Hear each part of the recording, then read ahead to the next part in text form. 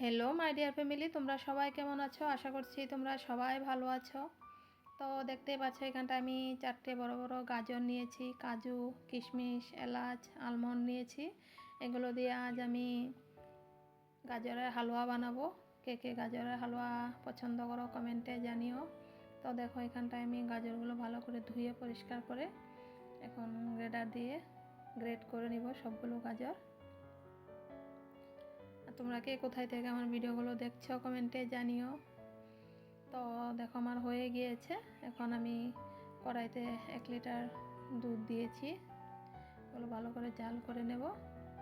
আর এখন দিয়ে দেব milk made. আমি আন্দাজ মতনই দিচ্ছি, আমার যতটুকু লাগবে।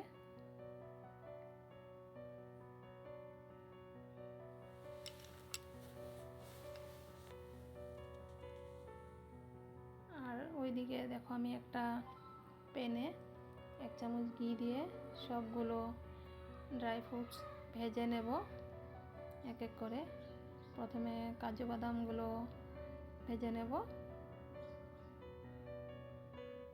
আর এদিকে দেখো আমার দুধটা ঘন হয়ে গিয়েছে। আমি এখন গাজরগুলো, গ্রেট করা গাজরগুলো দিয়ে দেব, দিয়ে ভালো করে এগুলো সিদ্ধ হতে দেব।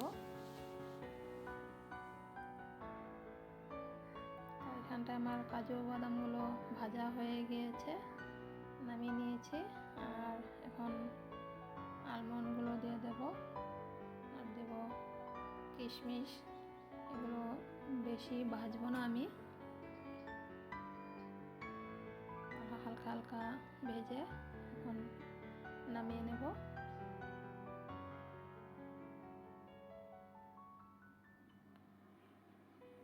আর এদিকে দেখো আমার গাজরগুলোতে আমি এখন এলাচ থেতো করে রেখেছিলাম, সেগুলো দিয়ে দিয়েছি। আর ভেজে রাখা ড্রাই ফ্রুটসগুলো দিয়ে দিয়েছি। আর গাজরটা দেওয়ার পর কি সুন্দর কালার এসে গেছে।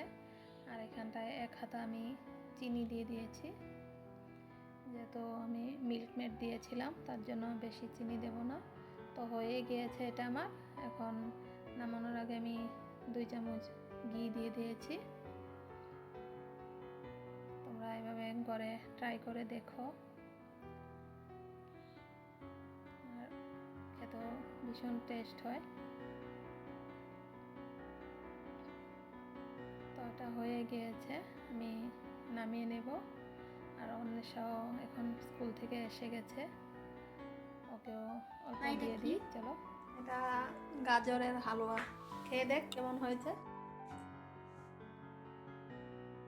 গরম